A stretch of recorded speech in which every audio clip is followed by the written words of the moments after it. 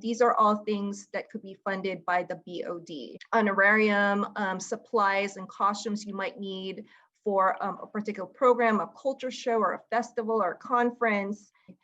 Deadline is, it's quarterly, so make sure you don't miss it because the winter deadline is this quarter. It's going to happen November 10th, and then spring is in February 16th.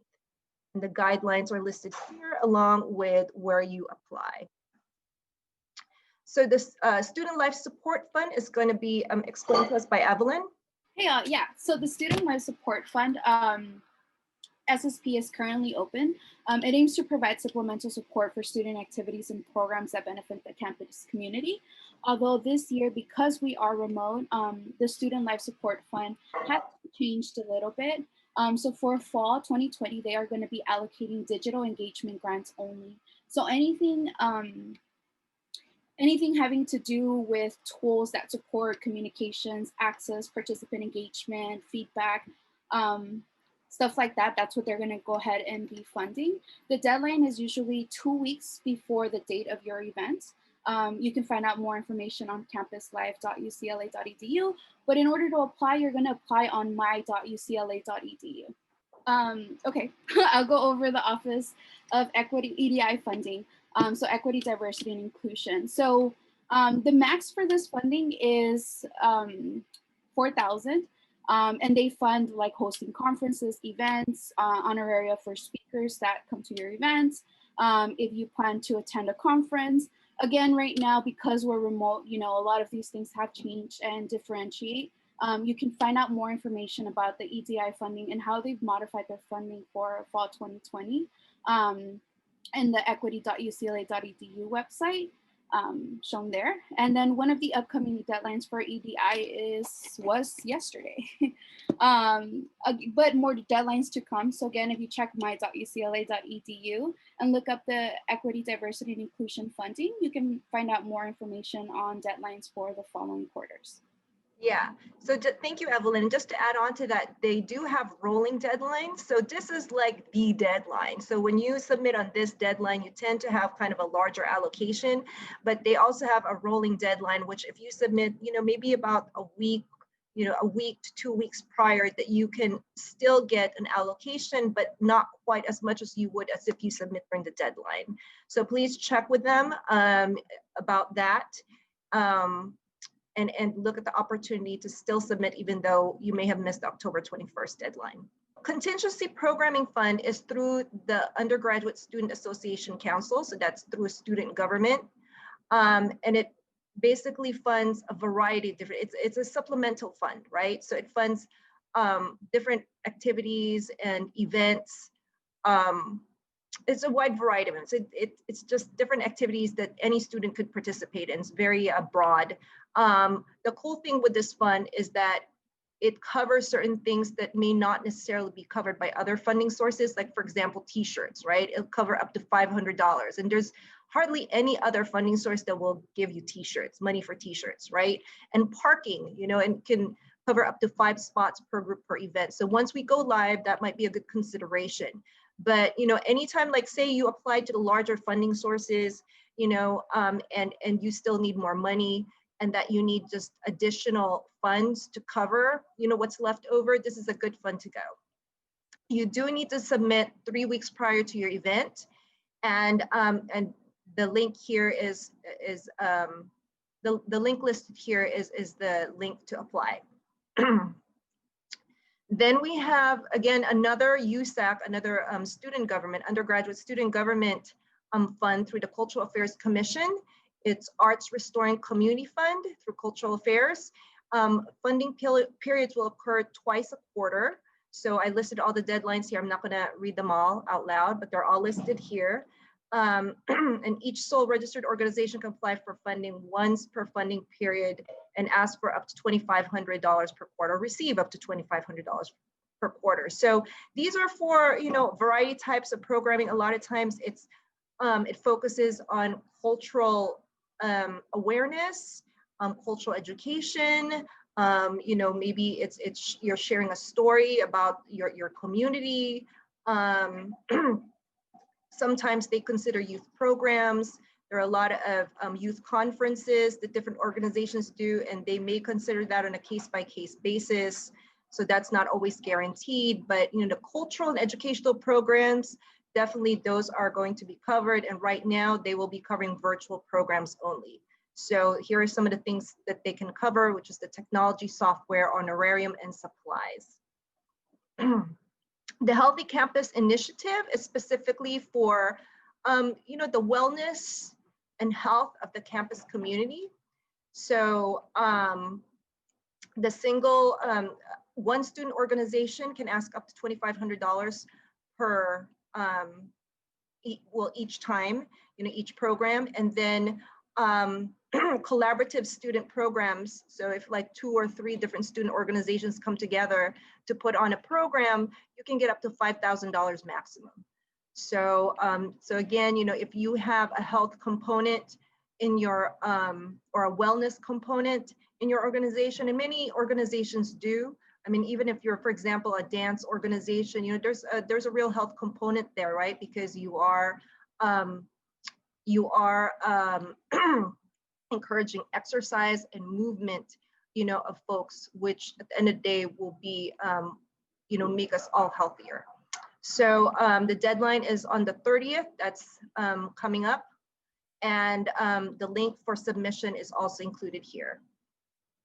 So tied to this is very similar, but this is coming from the Undergraduate Student Association Council as well. So the Undergraduate Student Government Student Wellness Commission offers the Student Wellness Programming Fund, which again funds health-related programs and wellness-related programs, and you can receive up to $750 per event. They do have a network, and you can inquire more with the commission to see how you can be part of that network, in which case you can get a larger allocation of $1,000 per event. So just remember, you do have to submit 2 Mondays prior to the event to be considered. And the submission is through this link over here. And you could also, for most of these, especially if they're through the through USAC, the Undergraduate Student Association Council, they will have on their webpage, they will have the links for you to submit, but we have also listed them here. The Green Initiative Fund is primarily for environmental and sustainability programs. So they have a variety of different funds or categories in which you can get funding. So for example, if you have an effort that will make an event that's not necessarily environmentally focused, but if you're going to try to make that event greener, like for example, you're going to have more recyclable materials and supplies, or by virtue of us being virtual, the fact that we're all virtual, the virtual nature of most programs right now really makes you fit up in here. So so think about that. Also, programs that teach about sustainability. So maybe it's not specifically focusing on sustainability, but it has an aspect that teaches sustainability. You can get up to $500. You can also get funded for programs that focus specifically on sustainability. So that will that can get you an allocation of up to $1,000. So there could also be funding if you wanted to go to conferences to learn more about sustainability or to learn more about best practices that you can bring back on campus, and you can receive up to $1,000 for that. So each quarter, every second week or the deadline, so they have quite a few deadlines every quarter, so think about that, but you do have to submit 2 weeks prior to the event. The Academic Affairs Commission has several funds available. Again, this is, a lot of these are coming through USAC, so these are mostly undergraduate programming. I will share with you, if there are graduate students here in this, in the participants, I will share with you those that do cover graduate student programming. But the Academic Affairs Commission offers the Academic Success Referendum Fund, and these are for programs that promote the academic success of students or community members. So for example, if you are trying to educate folks about a particular topic or history, so if it's a conference, anything that you can deem as academic or educational could fall under the Academic Success Referendum Fund. right? So you do have to submit 2 weeks prior to the event, and student organizations can only apply once per quarter with a maximum of $2,000 per allocation. So those programs, the things that could be covered include, you know, your any supplies, honoraria, any of the items that you do need to make that event happen. It could be funded through the Academic Success Referendum Fund. And then once we go live and in person, and you do have the ability to travel and you want to go to a conference or some other event that would allow for you to, you know, kind of further any of your academic endeavors, there is a travel grant available for you. And you're able to cover airfare, ground transportation, accommodations, and food. So the deadlines are for each quarter. Oops, sorry. The deadlines are the even weeks and 9th week each quarter for the travel grant. So for graduate student programs, you have the Graduate Student Association Discretionary Fund through the Graduate Student Association.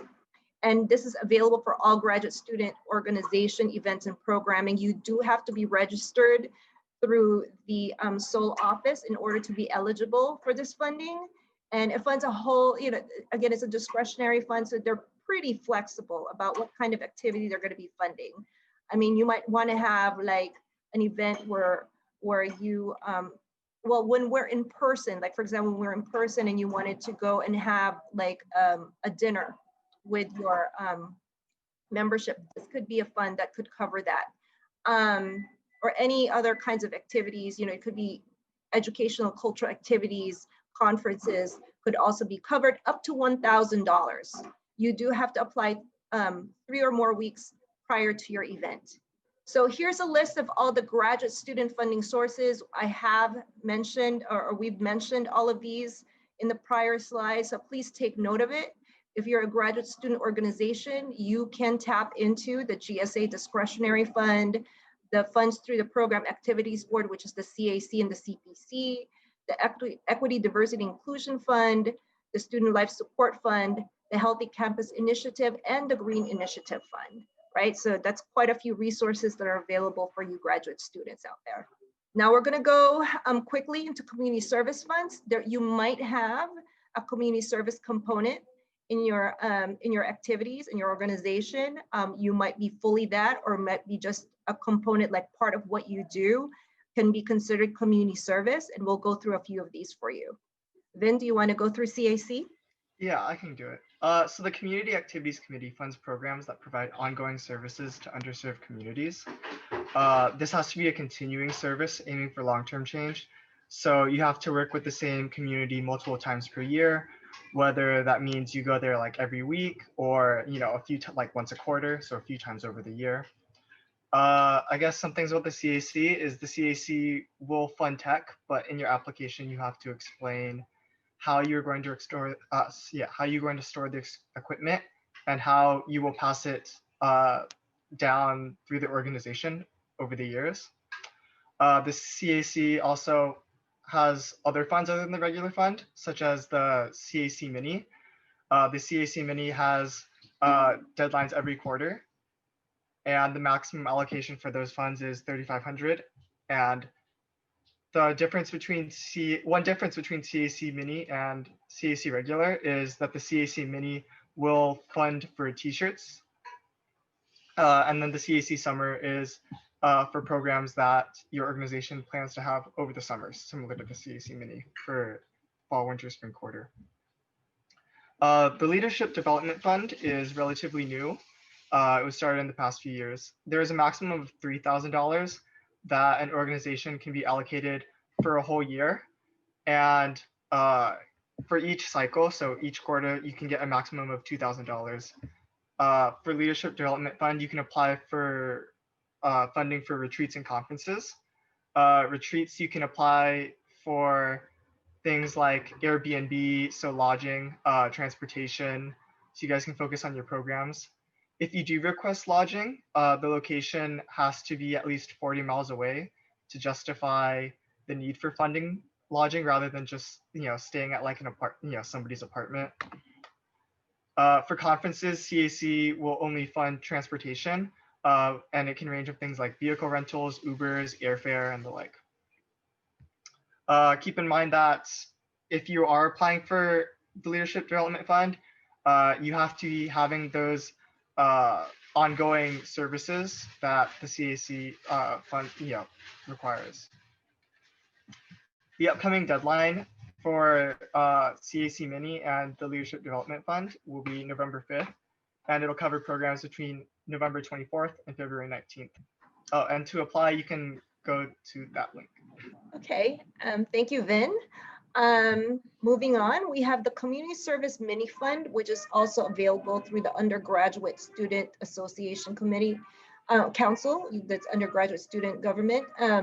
This is a program which contributes to elimination of poverty and social problems and provides direct services to disadvantaged groups.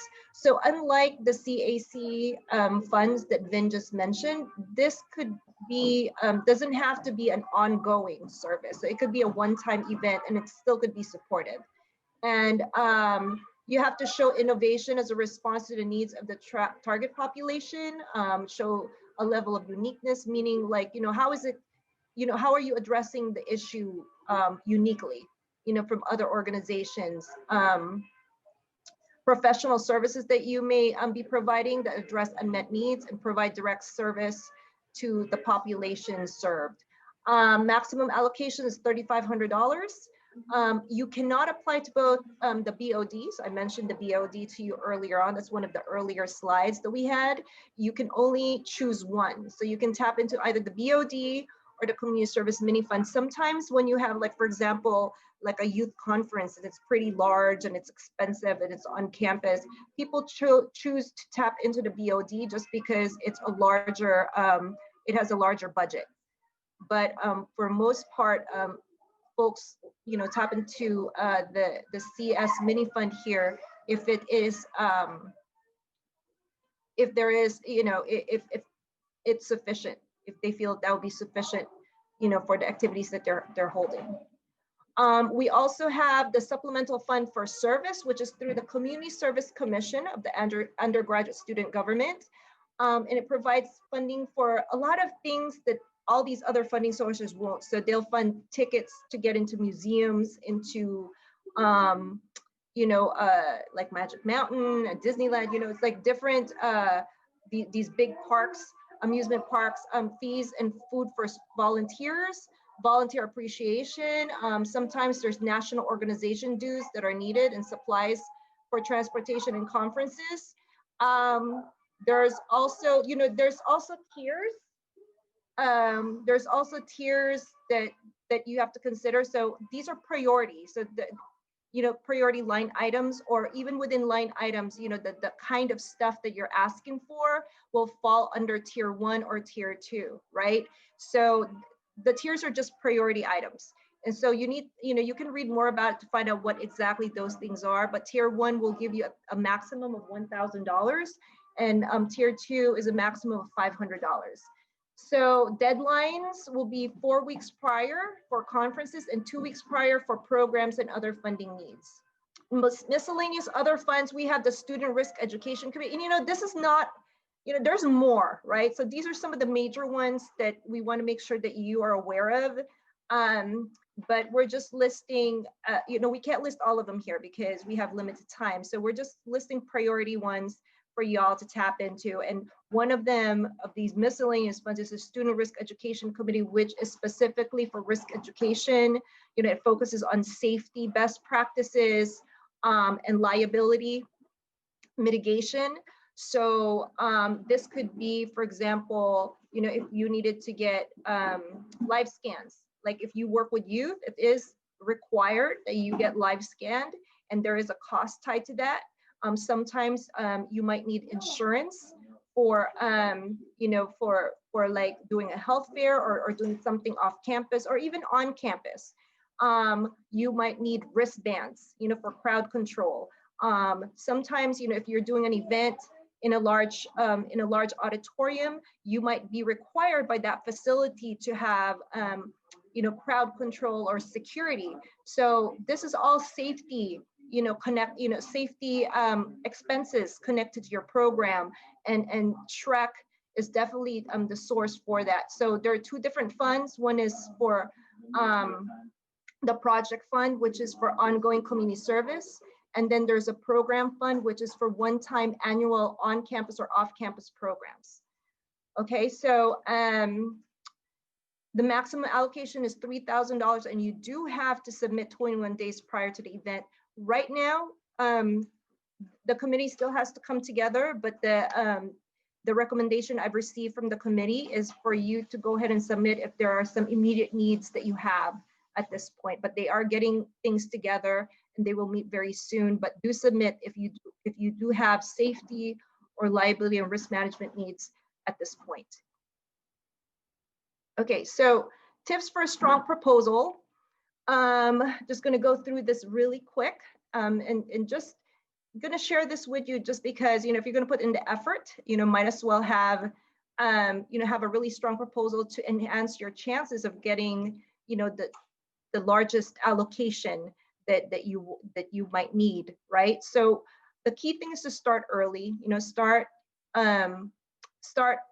with planning your organization. It's hard to plan for an event when it's like 2 weeks prior, but if you start early, you can get all the details. You could, like, if you needed, all the things that you need, you can create a budget. If you're going to bring in a speaker, you can talk to the speaker. You could ask the speaker how much that person would need to participate and all this stuff, because you need to create a budget. At the end of the day, the people that you're submitting funds to are going to want to know, how, what this event is all about, how well organized you are, how feasible it is. Are people going to go? What's the value of the what kind of value this program will have to the campus community and the general community at large? What's going to be the impact? What are people going to learn from it? What are you going to learn from students? So these are all questions that these funding committees are going to have, because the committees are charged to make decisions about giving out this money, and they have to do it responsibly. And so do your part by providing the detail and doing the work on your end, to get all the details together and being able to share that with the funding sources that you're submitting these funds to. So, and part of that work is also reading the guidelines and knowing what the restrictions are. So it's kind of annoying for some of these funding boards for you to be asking for stuff that that's in the guidelines that you can't ask for. Follow instructions. So follow instructions in terms of what you need to include in terms of materials, as well as how you submit it, and any kind of page restrictions they may have. Be concise. Cutting it short doesn't mean that you're not going to give information. Be concise, because you'll still need to include details. It'll still need to provide information as to what you're doing and what kind of event you're going to have. And do submit on time, because a lot of these funding sources, they're not the most flexible in terms of accepting late applications. And you might, if you miss a deadline, that might be it. Don't cut and paste. So if you've had programs that have been going on through the years, don't cut and paste, because, again, do the work. Projects or programs are supposed to change each year, because you should have learned something from that last year's program to improve, on the next one. So show what you've learned, try to create new content. What kind of themes are you going to have this year? What kind of issues are you going to address? What are you going to focus on? And, if it's a conference, if it's a culture show, what are your goals and objectives that might be different from the last year, and how are you going to do it? Make sure that you include your justification documents. So that means like your invoices and your cost estimates, or any kind of, even a screenshot of what something might cost, because the committee wants to be sure, these funding committees wants to make sure that the cost that you're listing on your budget is the actual cost, and you're not just making it up. So these documents are very important. For some funding sources, they might not accept or not fund you fully if you don't include these justification documents. And lastly, but most important, work with your advisor, because your advisor can give you really good feedback in terms of what, how to develop your program, and also maybe ways that you can present your program and your proposal to make it, strong as can be. Okay, so a lot of these funding boards do provide hearings, right? And the smaller ones do not. but like the BOD, the larger ones do. The BOD and the Campus Programs Committee, because they do give out larger amounts of funds, they do have hearings. So a few hearing suggestions include just being prepared with all the documentation necessary for the hearing, so that you know, if you're asked questions, you can refer back to it. Number two, make sure that everybody is educated on the program and can answer any questions for the committee. So if you are like the head person for that program and you're not able to go for whatever reason because of the scheduling or whatever, make sure that whoever you're sending is properly coached, you know, and has information about it, because it just doesn't sound very good when they're sitting at a hearing and say, well, you know what, I didn't do that part. Or no, I don't know about that one, you know, or I don't really know anything about this. You know, it just doesn't sound good, because the expectation is, you know, if you're really organized as an organization, that there's communication, you know, between everybody, all the key people in this organization, in the planning team, so that everyone's aware of what's going on, right? So please make sure that you do coach your folks if they're going to appear in a hearing.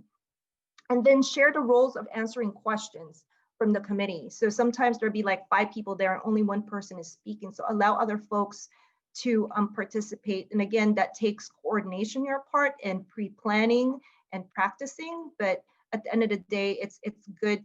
It just is a good showing when it seems that everybody's engaged in the planning and development of your program. Proposal workflow. So I'm going to turn it over to my colleagues from the Seoul Fiscal team, who will be sharing with you. Now, once you submit your proposal, what happens next? Thanks, Melissa. So we can go to the next slide. So for any funds that are administered through Seoul, this is essentially the workflow that your proposal goes through. So after you submit it, oh, sorry, could you go back one, Melissa? Oh, sorry. That's okay. After you submit your proposal, it essentially needs to get routed for 3 levels of approval. The first level is going to be your sole advisor, right? So you're going to apply to the fund. When you submit it, your sole advisor is going to be the first person to review the proposal, make sure that it works for the funding that you're applying to, making sure that you are eligible and you're meeting all the requirements when you apply. Your sole advisor can either send it back if by chance there's an issue or an error with your proposal. You can work on it and resubmit it. Similarly, they could deny it if by chance the fund you're applying to, maybe you're not eligible for based on the program, or for whatever major reason or concern, they have that option too. So again, this goes back to Melissa's point of working closely with your sole advisor when applying to any funding source. Once your advisor goes ahead and approves that proposal, then it goes to the review by the board administration. So the board really has to, the board or the committee has to review the proposal, right? Make sure that it does really align with what they fund, and make sure your eligibility is good to go and your proposal, they take that into consideration when deciding how much to give you. So that happens at the board admin level. So again, the board is able to deny it or send it back for edits in case you need to kind of work on it and send it back. Once the board approves it, then it goes to fiscal. So I myself, Evelyn, and Eris on this call, we're all from the Seoul Fiscal Department. And what happens is when that gets approved, when your proposal gets approved, and your allocation is essentially given to you, you have to meet with somebody in fiscal for us to be able to review the proposal and approve it. When you meet with us, we go into detail about how to access your funding, what you can use your money on, what you cannot use your money on, what are the policies of purchasing through UCLA. We go into those specifics with you at a supplemental meeting once your funding is allocated and once we go ahead and meet and discuss that. After you meet with us, we approve your funding, and then you're good to go in terms of having your funds released and allocated, and you're able to then submit your requests and start accessing your money. So that is a good overview of the workflow that your proposal goes through. We'll go into then, if there are no questions on that. I know Irma has, it may be a little different for student government accounting and their processes, but this is generally for any funds that are administered through the Seoul department. And then we'll jump quickly into some fall 2020 updates. These are pretty important updates, so please pay attention closely for these updates that we have. And the first is the safety of you all is the most important. And as you know, we're living in a COVID world, so all actions need to be taken to avoid or limit the risk of exposure to COVID-19. Now, the policies that you're going to see here have been ones that the university has enacted based on the safety of the CDC, state, and local authorities. And the first, and is probably no surprise to anybody, is that there are no on-campus gatherings or events by the university during this time. We've been remote since spring of last year, and we continue to do so until further notice from the university. Purchase orders or business with vendors. A lot of the use of your funding does require you to go in person to obtain the goods or the materials you need for your service or your program or your event. Note that any request that you submit for use of your funding does have to get approved by your sole advisor. So again, make sure that you're in clear, close communication with your sole advisor to ensure that they understand what it is you're doing and the importance of it. If you're able to kind of like justify the need of going in person to a location and buying things or using a purchase order for your program or your event, again, run it by your sole advisor because they are the first level of approval for anything that you do using your funding. Next, we'll go into meal and travel reimbursements. So the university right now is not reimbursing for meals or travel during this time. And this does include meals for virtual events or gatherings. We have received questions on whether we're able to reimburse for if you have like a Postmates or Uber Eats, if individual members order, can we reimburse that? Unfortunately, the university is not reimbursing that under this time, until further notice.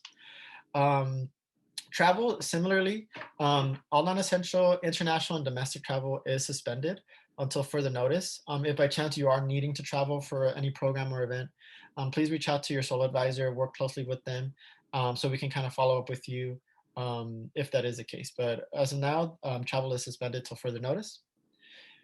Gift cards, there is this gift card program that maybe some of you have heard about. We are working on rolling that out. Unfortunately, this is still in the development phase. We are working closely with the Vice Chancellor of Student Affairs to have a uniformed program rolled out for the entire division. So unfortunately, it's still in development. It's not accessible for fall as of yet. More information on that to come. And if we can move on to the next slide, it's about order fulfillment and deliveries. So we have also received a lot of questions on if you were able to ship things directly to your service recipients. And the short answer is that is a possibility. Vendors that we have worked successfully with for spring and fall were Guerrilla Marketing, ASUCLA, and Bruin Custom Print. These vendors do provide specific items. For instance, Bruin Custom Print can print out t-shirts, flyers, brochures, any sort of print media, or if you could put on a logo, Bruin Custom Print most likely can do it. And they're able to ship that out directly to individuals. Similarly, Guerrilla Marketing, they have specific items in the catalog. I invite you to look at the website. They do and are able to ship to service recipients directly. Similarly, so can ASUCLA. They do have that capacity. It is possible to add other vendors to delivering and shipments. If you do want to follow up or add vendors, please follow up with a sole fiscal advisor. We're more than happy to let you know kind of what it is we need in order to get new vendors approved into the system. Office Depot, briefly, is not delivering to campus, unfortunately. I know a lot of our students do tend to work with them. And they, right now, as we mentioned, the university is closed. And that means that Office Depot, unfortunately, right now is not able to ship. We know a lot of students use this vendor. So if you are needing any sort of clerical office type supplies or anything that Office Depot tends to carry, please again reach out to us and we're more than happy to kind of identify vendors that work for you. Then lastly, jumping into Bruin Car. Again, use of a Bruin Car needs to get approved by your sole advisor. And for those of you that are approved to use Bruin Car, there are some additional cleaning procedures. Namely, there's hand sanitizers at the kiosk. All occupants are required to wear face masks when sharing a car. There's additional safety cleaning measures that are in effect. You can find instructions or like other information on the Bruin Car website. I'm seeing a question, is FedEx a vendor that we can use for shipping? The answer is yes. FedEx is an approved vendor. We do have a working relationship with them. So if you do have funding and you're working with any sole administered funding, you are able to submit a requisition through MyUCLA to access that vendor. in order to make your shipment or fulfillment deliveries for you or your program. And I would imagine FedEx is a vendor that a lot of students would be using during this time. Yeah. So again, if you have any questions in the nitty-gritty of anything accessing funding, please let us know. Otherwise, we'll pass it to Irma. So Irma can kind of go over the SGA kind of funding access and whatnot.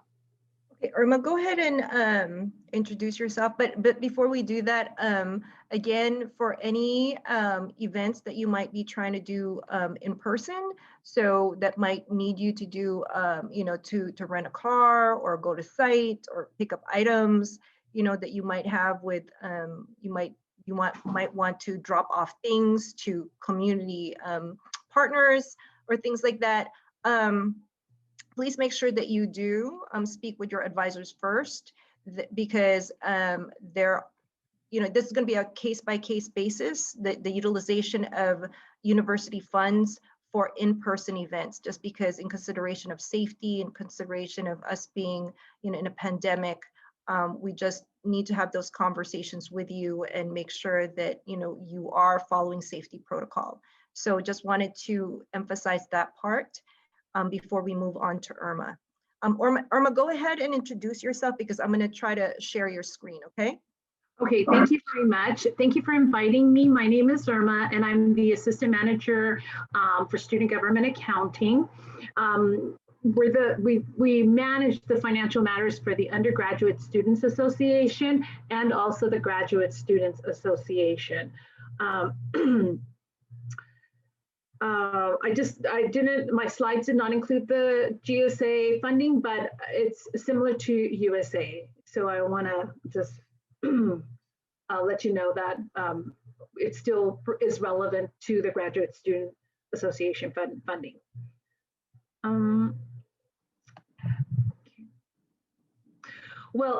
Just to let you know, the building is closed. We are located in Kirchhoff Hall, so we are definitely closed for in-person type of activities or service. So it's better to obviously reach us through email. And we are staggering our presence in the office.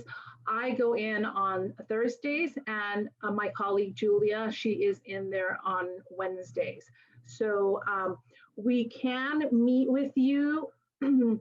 If there is some urgency, then we can just meet you like by Brewing Card office if we need to, for instance, hand you a check or something of that sort. So I just wanted to know that that was an option, but it's not the thing to do. Right now, everything is pretty much handled through email, or I may call, or just we're just working from home. And so like I mentioned, I represent the Graduate Student Association and the Undergraduate Student Association financial officers, if you will. This is the ASUCLA SGA team. As you can see, there's only 3 of us, and my colleague Julia Chan, and that's her email and her office number. And like I said earlier, she comes in on Wednesday, so if you need to contact her, you can. I'm the assistant manager, and that's my information, my email with my direct line when I'm there on Thursdays. And then our manager is Long Tran, and he's in the office Wednesdays and Thursdays or by appointment. He comes a little more often than we do. So if you want to meet with him, or if you have any questions as well, and you can email any of us, if you have any questions on funding. Okay, we can just move to the next slide. Okay, so once you get funding, all the Undergraduate Student Association government programming funds are managed through our office, as well as the Graduate Student Association funding. So what I've detailed here in this little slide is that at the last slide will have the link to the USAP website, but here I list basically on the right, on the left-hand side, I list the program funds that are available. And the little dots indicate like who gets the money. So once you were awarded money, if you were awarded contingency, then you can see that funds are transferred to your student group account. Every student org that is registered, if you're not new, has a student org department code number, and that's unique to your number. So once you are allocated, like for instance, in this case, contingency funds, then we transfer the money to your student org account, and that's why it's checked off. And then I also tell you who has to sign off. So as you can see, number 4, the finance chairperson would sign off on those funding. The person, oh no, go back. Sorry. So the person for contingency right now is David, and all the their emails are on the USAP website. I checked this morning, and they have emails. Their email is there. So the contingency person is David. We also I found out that CS Mini Fund has already a director or a chairperson, and it's Carlos Herrera. And the email will also be on the USAP website under his programming applications. As you can see, TGIF, those funds stay within their account. So I indicated their department code 2901. That means that the funds they have jurisdiction over their funds, and it stays in their account. That's why the bubble number 2 is checked off. And in this case, that funding chairperson signs off. So, and the same with the CFS, the supplemental funds, it's department code 1125. Okay, we can go to the next slide. And then, like as Melissa mentioned, some of the other funding there, as you can see, student wellness, AAC travel grant, that's the department code, and ASRF department code 1351.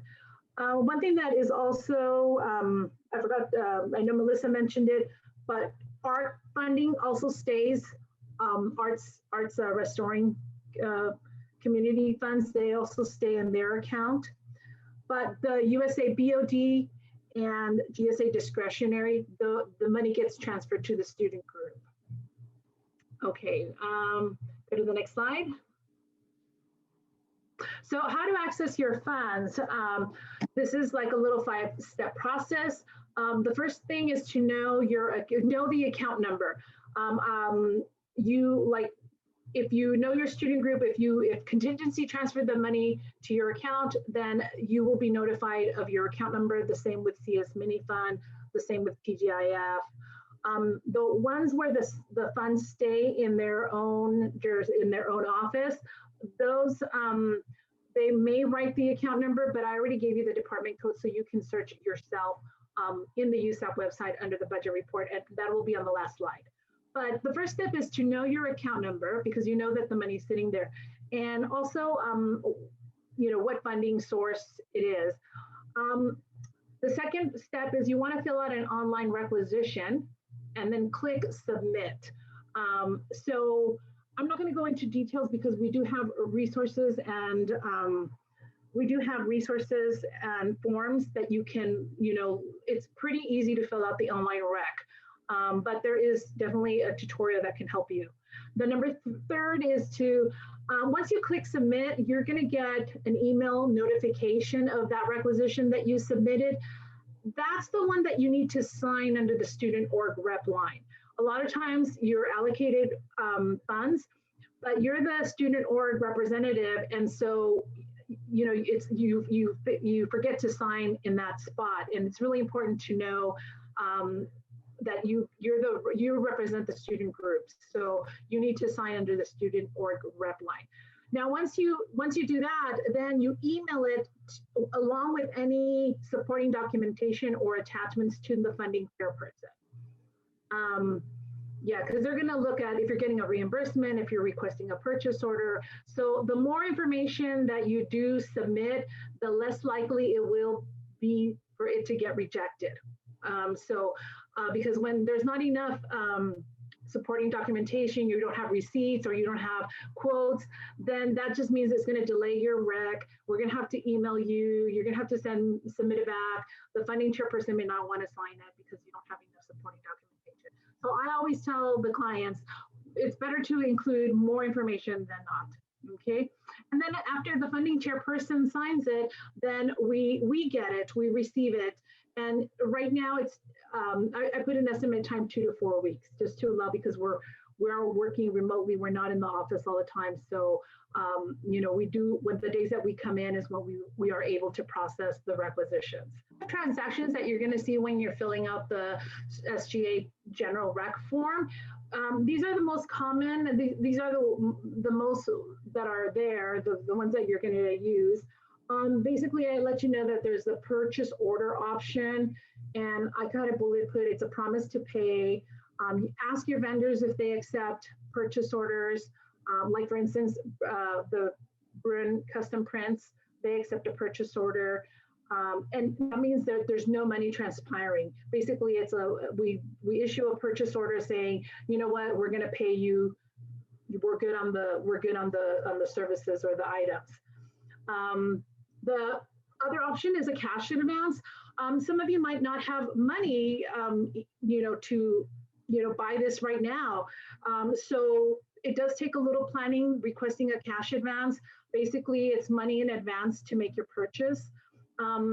Now, because we are remotely, you do have to include a picture of the Bruin Bruin card ID with a rec, because then we can follow up with that person about turning in receipts. You basically get the check first, and then you return receipts afterwards.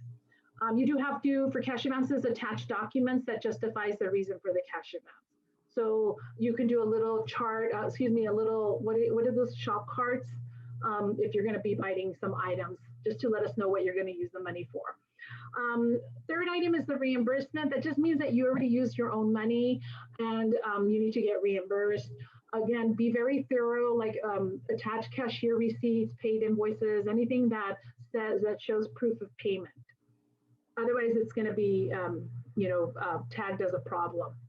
And I know a lot of times you're doing online receipts, or online purchases. Make sure that you submit something that has the last 4 digits of the credit card or the debit card that was used. We do accept bank statements, but it really only tells you the transaction. It doesn't really tell us what you purchased, and sometimes we need to know the itemized list of things that you purchased. So, if you're planning to do a bank statement, you just know you have to give us pretty much what you purchased. The last item is an honorarium, and that's basically for payment for services rendered, whether someone's designing something for you, you invited a speaker, they're performing. This is that category. It's considered services rendered. We have ASUCLA contract that needs to be signed by the person who contracted them, and also the person who performed the services. Also, we need the signed W-9 of that person or the agency who's going to get paid. Okay, and next slide. Okay, so this wraps it up basically.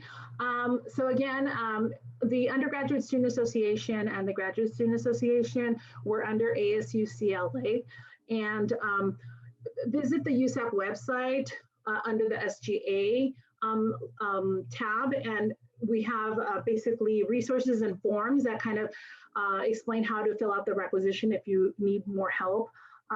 Also, I forgot to mention that also in the SGA tab, there's USA Check Register. So basically all the checks that we issue or generate for the week, we list them there. So you can see after your rec has been submitted, then you can see if if your check was issued that Thursday. Then there's the budget report also in that tab that you can see your account number. You can see how much money do you have available, and it gives you also all the year-to-date expenses. It doesn't, give you all the individual requisitions that you've submitted, but it gives you a dollar amount. If you do want the individual list of who we've paid, you can request that. This budget report we upload it on Mondays or Tuesdays, so it is a one-time. The online requisition is also there. I do want to say be thorough and descriptive. So sometimes I see a lot of recs that sometimes don't have a UID number if you're paying a student, or a telephone number or an email. So make sure that you're very thorough in filling out all the fields, and also be descriptive in the nature of what you're buying. So like if you're buying, I don't know, t-shirts, then please be descriptive. Again, at the end of the form, you have to click submit. It's important to click submit because we can see from the requisition portal, we can see all the requisitions that were submitted. If you don't click submit, then it's kind of in limbo. And so we don't know if it was a real expense or not. So you need to click submit. You're going to get the email notification, and that's the form that you should be working with. Always assign your requisitions under the student org rep, and then again, attach all supporting documentation before you send it off, or when sending it off to the funding chairperson. The email for general questions is I listed it right there. Yeah, we are monitoring that account consistently. So if you have a general question, you can send it there, and one of my staff student staff will read it. But you can also email Julia or myself. Tips right here is plan ahead. We're not at the office like 5 days a week, so please plan ahead. Please be patient with us. Working online is hard enough, and so just plan ahead. If you need a check or something, just look ahead in the calendar and say, okay, I need a check by this date, so I need to submit a requisition now. It's always good, probably for now, that if at least you get it submitted by Friday, so that at least someone sees it on Wednesday. Like Julia's there Wednesday, she can see it. Also, we're only doing check runs once a week, which is Thursdays. And on the website, you can look at the USA check register. Checks are being mailed. There are no in-person pickups. However, we can make an arrangement with you. But that's not normally if they need to be mailed. So make sure you have good addresses on your requisitions. And then also follow up on the submissions of your recs. Sometimes I have people who submit a requisition for an event, and then they wait like 4 months or 5 months, and oh, I didn't get paid for that. And so please follow up. And sometimes it's difficult, like the money's gone, or sometimes like the account's closed or the fiscal year ended. And then, just follow up on your requisitions. Okay, let me see. I don't have that. There's a question. What's the turnaround time for reimbursements? Is that also 2 to 4 weeks? Well, we are starting the year, so there's not a lot of activity. There's not a lot of rec submissions. So for now, I'm going to say 2 to 4 weeks for now, because fall is barely starting. People are just getting their allocations.